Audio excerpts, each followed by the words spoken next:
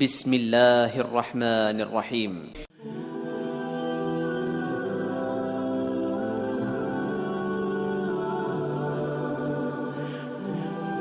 حضرت ابو ہریرہ رضی اللہ تعالی عنہ سے روایت ہے کہ بے شک رسول اللہ صلی اللہ علیہ وسلم نے فرمایا، کامل اور اصلی طاقتور اور زور آور شخص وہ نہیں جو مد مقابل کو بہت زیادہ پچھاڑ دینے والا ہو، بلکہ بے شک کامل درجے کا طاقتور تو صرف اور صرف وہ شخص ہے جو غصے کے وقت اپنے آپ پر قابو رکھے۔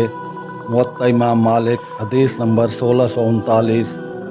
حضرت عمر بن عبدالعزیز رحمۃ اللہ علیہ سے روایت ہے، وہ کہا کرتے تھے کہ رسول اللہ صلی اللہ علیہ وسلم نے وفات سے قبل جو آخر میں گفتگو فرمائی کہ اس میں یہ بھی تھا کہ آپ صلی اللہ علیہ وآلہ وسلم نے فرمایا، اللہ تعالیٰ یہود و نصارہ پر لعنت کرے اور انہیں تباہ کرے جنہوں نے اپنے انبیاء کرام علیہم السلام کی قبروں کو مسجدیں بنا لیا۔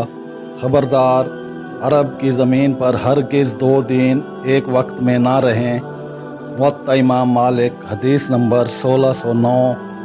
سیدہ عائشہ رضی اللہ تعالی عنہا زوجہ پیغمبر صلی اللہ علیہ وآلہ وسلم سے روایت ہے کہ ایک آدمی نے رسول اللہ صلی اللہ علیہ وآلہ وسلم سے عرض کیا، بے شک میری والدہ کی جان اچانک نکل گئی تھی اور میں انہیں یہ خیال کرتا ہوں کہ اگر وہ گفتگو کر پاتی تو صدقہ کر دیتی، تو کیا میں ان کی طرف سے صدقہ کر سکتا ہوں؟